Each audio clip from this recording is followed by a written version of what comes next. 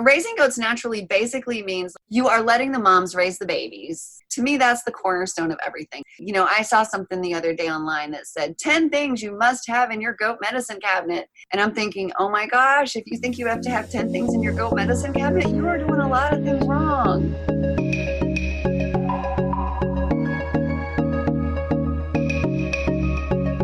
If you're someone who refuses to go along to get along, if you question whether the status quo is good enough for you and your family, you want to leave this world better off than you found it, and you consider independence a sacred thing, you may be a prepper, a gardener, a homesteader, a survivalist, a farmer, a rancher, an environmentalist, or a rugged outdoorsman. This show is for those who choose the road less traveled, the road to self-reliance, for those living a daring adventure, life off the grid.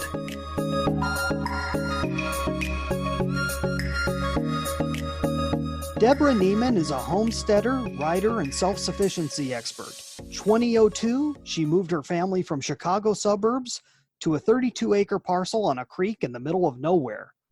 Together, they started raising goats, sheep, cattle, pigs, and poultry to provide 100% of their meat and eggs.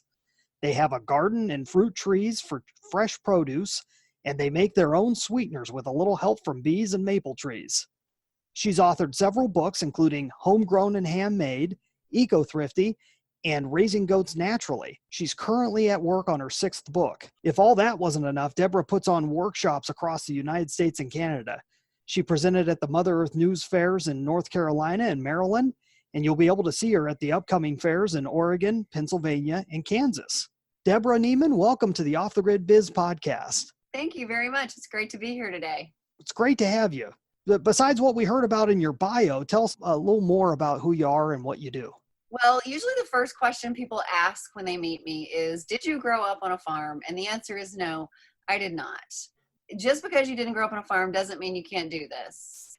And I think that's the main reason most people ask that, because for some reason, you know, I used to be a reporter and nobody ever asked me, were your parents reporters?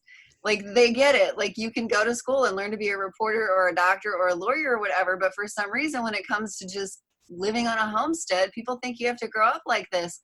Otherwise, you can't learn it. And you totally can. We made a lot of mistakes in the beginning, but, you know, I read books. I found mentors online. The people around here pretty much all thought we were crazy. But you find your people online, which is that's the awesome thing about having the internet. And even in 2002, you know, back then it was Yahoo groups. Today it's Facebook groups. But we can find people who can help us and find books. And that's why I started writing the books. Was because when I got started, all the books had been written by people who did grow up on a farm. They did have chickens their whole life or goats or whatever. The books were missing a lot of really basic information that we could have used. You know, it could have prevented a lot of problems. One of the things was you shouldn't have, well, most of the books just said for poultry, like, oh, you only need one rooster for every 10 or 12 hens. They didn't say that you shouldn't have more than one rooster for every 10 or 12 hens. But it only took us a couple of years to figure out the whole background there. Like, yeah, you don't want more than one rooster for every 10 or 12 hens, or you're going to have a world of problems. Absolutely. Wow, that's great stuff. You mentioned your books. Can you tell us a little bit about them? Well, the first one, Homegrown and Handmade, was pretty general. It has a section on gardens and orchards, which I think orchards are the coolest thing ever. It's like there isn't a stock on Wall Street that can give you the return that a fruit tree can. You know, it's like you buy a fruit tree for $20, you plant it, prune it if you have time every year or two, maybe even every 3 years. And then it gives you 50, 100 pounds of fruit year after year. I mean, it's incredible. So I'm a big fan of fruit trees. And then there's another chapter in Homegrown and Handmade or a whole section on backyard poultry, backyard dairy, and homegrown fiber. And then in the second edition, which I published 6 years after the first one, I added a section on raising pigs so that you can have your own homegrown fat, because lard is just awesome stuff. And pork is great too.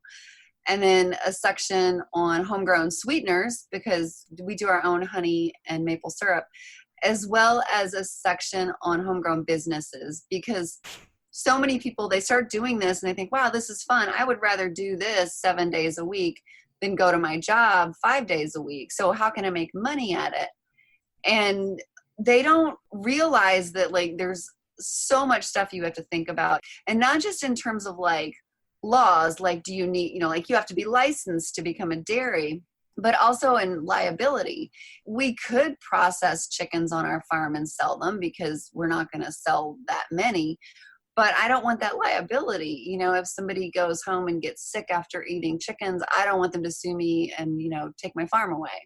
Absolutely. No, those are all really great points. And that was the second edition of Homegrown and Handmade. Homegrown and Handmade. Awesome. And then tell us a little bit about your other ones. Ecothrifty was, well, the subtitle for Ecothrifty says it all. Cheaper, greener choices for a happier, healthier life. And that was basically the idea. Homegrown and Handmade was kind of like writing, homesteading 201 first, and then Ecothrifty was kind of like self-sufficiency 101, because so many people said to me, oh, I would love to live like you do, but it's too expensive. And it's like, no, it's not too expensive. This is totally like, you save money doing this, because we're not talking about buying like the Amy's organic dinners at the grocery store. We're talking about making it from scratch. Ecothrifty was all about like the really super simple things you can do that will save you money, like using baking soda for facial scrub. I mean, it just doesn't get any cheaper than that. Third and fifth book is Raising Goats Naturally. The original was published in 2013, and it was, the title, is pretty self-explanatory. It's all about raising goats. And by naturally, I wasn't too happy with my publisher. I wanted to call it Homestead Goats. And my publisher read it, they're like, oh, you're raising them naturally. And I'm like, people are going to think this is an herb book. And it's not. It's a book about doing things as naturally as possible, kind of like I try to live as naturally as possible. I want to eat natural food. I want to do everything I can to avoid medication. But, if something happens and I need penicillin, I'm going to take penicillin. It doesn't mean that I don't, like I use ginger for, I always keep ginger in my purse when I'm flying and stuff, because like that's just awesome for air sickness. But raising goats naturally basically means like you are letting the moms raise the babies, which is like, to me, that's the cornerstone of everything. If the moms raise the babies and the babies are getting all of the natural antibodies, then they are going to be healthy. And that right there is just going to avoid so many of the medications that people think they need. I saw something the other day online that said 10 things you must have in your goat medicine cabinet. And I'm thinking, oh my gosh, if you think you have to have 10 things in your goat medicine cabinet, you are doing a lot of things wrong. That's the kind of stuff I'm talking about when I say raising goats naturally. Like, you shouldn't be giving, you shouldn't have to give your goats all these drugs to keep them alive. If you get the nutrition right, that's really the most important thing. If you get the nutrition right for them, they are incredibly hardy, healthy animals. And the biggest challenge for most of us in North America is that goats are desert and mountain animals. They are, in nature, they live in places where they have evergreens available 12 months a year. They're browsers, and most of us are trying to turn them into grazers, which I tell people, like, if you stick them in a little pasture and you don't let them leave, you're basically forcing them to eat out of their toilet. How healthy would you be if you were eating out of your toilet? Probably not very healthy. Like, you would have some problems. So part of raising goats naturally is rotating them. You're mimicking nature. You're moving them from one pasture to another, rather than in nature, they're going to be naturally moving. They're going to be ranging across thousands of acres. So that's really what raising goats naturally is all about. And then I love research. The frustrating thing for most people about goats is that they go online and they find they've got a question and they find 10 different answers. And then they send me an email and say, which one is right? And it's like, oh, well, that answer right there is what everybody thought back in, the 1990s. And in the early 2000s, this is what they thought. But nothing ever dies online. So this is what the current research says. And so that's why, like after 6 years or 5 years, I updated Raising Goats Naturally after 5 years, because there was so much more research that had come out in 5 years. And I wanted people to have that, because we had a really rough time raising goats initially. We had goats dying. We never had a buck that lived past the age of 3 for the first 5 years we had goats. And then we finally found out it was because they were copper deficient, because our well water is very high in sulfur and iron, which binds with the copper, making it unavailable. So they needed a lot more copper than your average goat. And then we had problems with parasites, because back in the early 2000s, nobody knew about the importance of rotating pastures to keep goats from eating out of their toilet and things like that. And unfortunately, there's still a lot of people who are passing around that information that you need to give your goats a dewormer every month or 2 months or whatever their magic number is. And you don't need to do that. Like, this year I have given 1 dose of dewormer to 1 goat, and I have over 20 adults. And that's really it. Like, you shouldn't need to do that. If they say if you're deworming more than 10% of your herd every year, you've got some problems. Like, there's some things you could be doing in terms of management that could make your whole experience much better, and your goats' experience much better. Okay, we're going to pause the conversation right there. What you're listening to right now is a special edition podcast. These episodes all have to do with the Mother Earth News Fair in Albany, Oregon of 2019. At the time I'm recording this, we have learned so much about how to take advantage of events, and I want you to be able to use this information in your own business. Go to brianjpombo.com/secrets. We are going to be putting out helpful materials on how you can use events to grow your business. When you go to this page, you will either see our latest programs, or if you make it there early enough, you will see an email address capture page. Put in your email address, and we will be sure and update you as soon as we get these out there. You're not going to want to miss this. If you get in early enough, you can get a special deal. These are principles that never go away. These programs will be based on the experience of people who have written books, spoken at the events, or exhibited there, talking about how to use events, books, and speaking, all to build your business. That's brianjpombo.com/secrets. brianjpombo.com/secrets. And now, back to the conversation. Now, you had mentioned you first started writing these books because it was information that you couldn't find anywhere else. And obviously, you've got the journalism background. Was it really simple to jump right into your first book? What was the impetus to really go out and try it? The whole thing actually started really organically. When we moved out here and from the suburbs, people talk to people, and they would contact me and say, "Hey, I heard that you're making your own soap or cheese. Can you teach me?"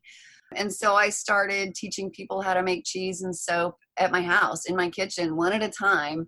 And then finally I realized, hold it, this is really getting time consuming. So I started having official classes, and then people would say, "Hey, could you come here to teach this class?" So I said, "Sure." So I started going places to teach classes. And then I wound up speaking at the very first Mother Earth News Fair in Seven Springs, Pennsylvania in 2010. And the rest, as they say, is history. That was where my publisher discovered me and said, "Hey, Wow. you ever thought about writing a book?" And I was like, "Oh yeah, I'd love to write a book." And so, I wrote the first book. The goat book, I did so much research to dig us out of a hole, which is kind of a horrible metaphor, because you think of how many holes we had to dig to bury goats that died. But we just had such a horrible time with goats. It was like, either we give up and just sell them all, or we figure it out. And I did a ton of research to figure it out. And by the time I was done doing all the research and saving my goats, and my goats were doing great, was like, holy cow, I have enough information here to fill up a whole book.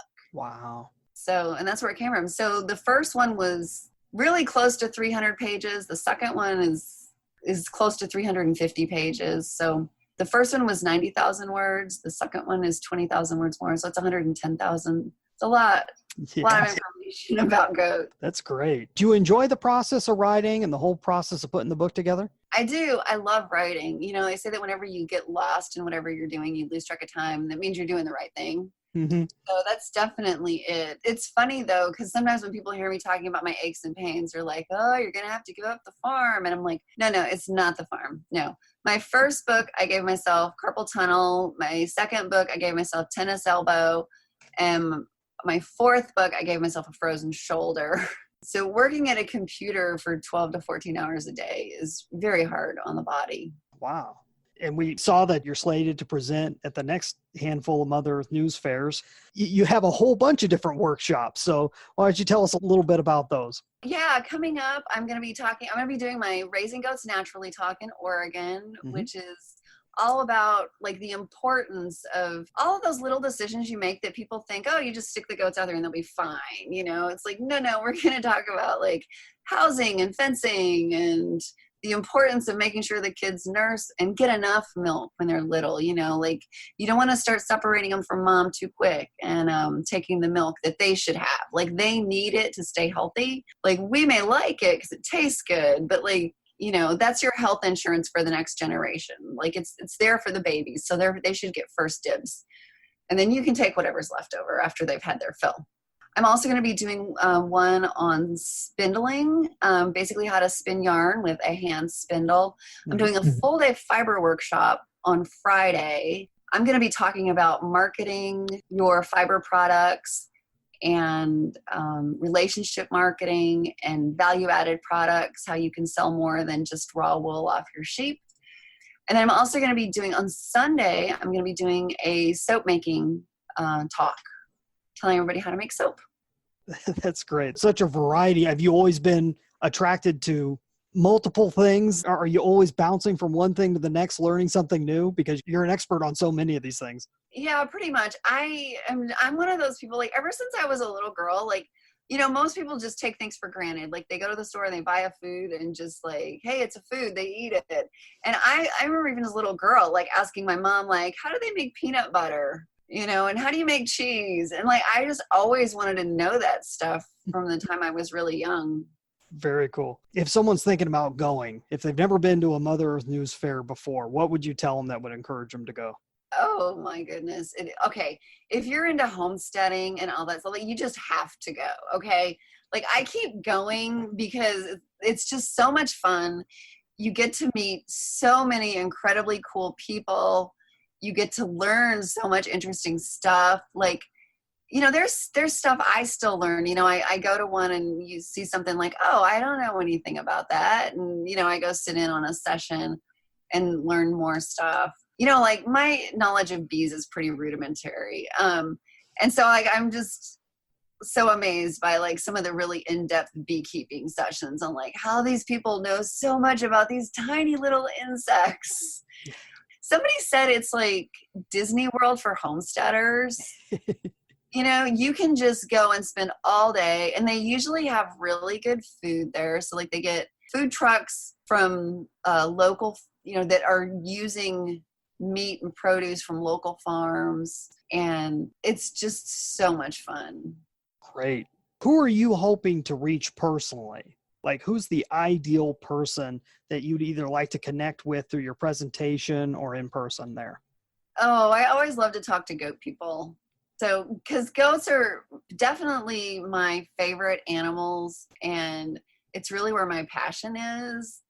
And it's where I just kind of keep digging deeper and deeper and deeper. Like, I have 450 articles on my blog. 120 of them are about goats. And you may think that like there isn't anything more that could be written about goats. But I assure you there is. Like I get emails and messages every single day from people asking me questions about goats. And an awful lot of them I can just say, yeah, you know, just send them a link to an article on my blog. But I still get questions that I haven't written an article about. And so like that's actually where a lot of my new blog post ideas come from is from the emails I get. And after I've answered a question 2 or 3 times, I know like, okay, I got to write an article about this. Very cool. That's a great look into the process. We have a lot of business owners, executives that listen to the show. Do you think it'd be worthwhile for them to plug into an event like this? Do you think it'd be useful networking or what have you? Well, considering the focus of your show, I think if business owners are listening to your show, then yeah, they would probably be a really good fit for the Mother Earth News Fair. You know, if nothing else, Like, they could check it out this year and see if it looks like it might be a good place for them to be a vendor next year. Mm-hmm. Because I know it's got to be a good thing for vendors, because I see the same people there year after year. That's a great point. That's something I hadn't heard till now. How did you become a speaker at that very first one? Did they reach out to you? Did you reach out to them? How did that happen? I was just surfing online one day, and I just happened to stumble across a call for speaker proposals on their website. Oh, wow. Yeah, so I filled it out and sent it in. And at that point, I already had a lot of other speaking that I had done in the area, like in Chicago and stuff. So I was definitely, I was experienced and everything. And I had so many topics, which that was what they really liked, is that I had so many different topics that I was willing to talk about. I sent them quite a few proposals, like soap making and bread making and, all these different things.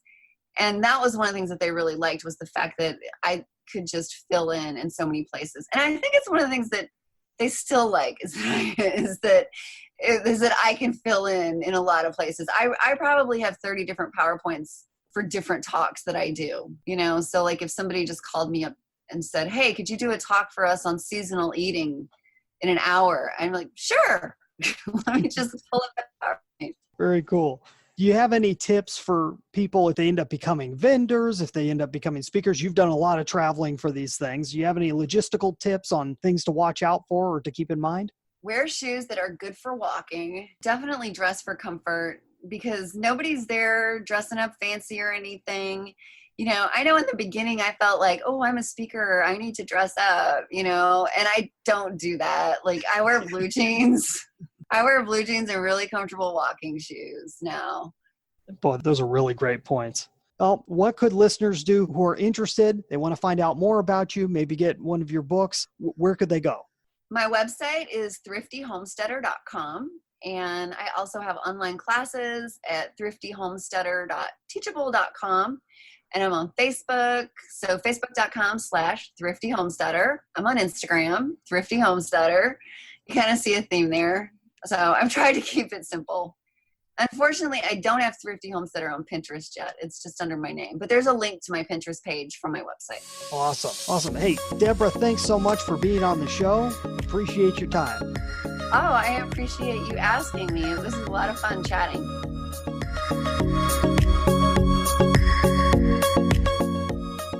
But if you can't tell, Deborah is an absolute delight to interview. There's a lot that she brings to the table. One is expertise, another is passion, another is a whole lot of practice that she's put into it. She's been a speaker for a while, she's been a writer for a while. All this equals confidence. That's a really great formula to look at. Expertise plus passion plus practice equals confidence. With that, you trust her. You trust what she's saying. It makes sense. She's confident. She's easygoing about her delivery. Something to really keep in mind if you're looking to be an expert out there in your field. I love her outlining the organic path that she's taken into the information realm. Okay. She started out showing people one-on-one what she did. She started holding classes for groups of people. And then she started traveling to do classes. And then she started speaking. And then she wrote books. And it all kind of happened at a natural rate, but it was something that she was interested in, so she was looking for it. When the speaking opportunity showed itself, she jumped on it. And that automatically led to her being a book writer, and the rest is history. You can do the same thing, not necessarily in that order, but you can take the same steps that she took and do it purposefully, even though a lot of this stuff happened by serendipity for her. It's what I'd call the organic life formula, which is learn, do, teach. It's a big cycle. You learn something, you do it, and then you teach it to somebody else. Teaching, if you haven't done much teaching, it's a huge piece of the learning method. You will learn more about what you're doing by teaching whatever you already know how to do. For one thing, you will train yourself more. You will come up with questions that you would not have come up with before because the people you're teaching come up with those questions. It's a great process and something that anybody should do anyways, even if you aren't in business, even if you aren't promoting anything out there. Whatever you're learning how to do, go out there and do it, and then teach others how to do it. And you can do that process all at the same time. It's all part of the learning cycle. I mentioned on the previous episode what she said here because it stands out so strong. Disney World for homesteaders when she's talking about the Mother Earth News Fair. This is an attitude I have gotten from most of the people that I've spoken with that have presented at other fairs. And what's that mean? Disney World for homesteaders. Well, Disney World or Disneyland is really the gold standard for experience-based entertainment. It sounds like an advertisement for Mother Earth News Fairs. I'm not meaning to. I haven't even been yet. But it's amazing how they've created something that is so experiential for the end user that they compare it to Disney World or a carnival, as you're going to hear Frank Hyman in the next episode. And once again, you hear her talk about creating articles based on the questions that previous people had. Content begets content begets content. If you're talking about any form of content marketing, once you get it out there, once you start getting feedback on it, that helps you to create more content and be able to speak more to what people are interested in. I can't wait to meet Deborah and all these great people that we're meeting through these podcasts in real life over at the Mother Earth News Fair in Albany, Oregon. Join us for the next episode when we have a conversation with Frank Hyman, the writer of Hentopia.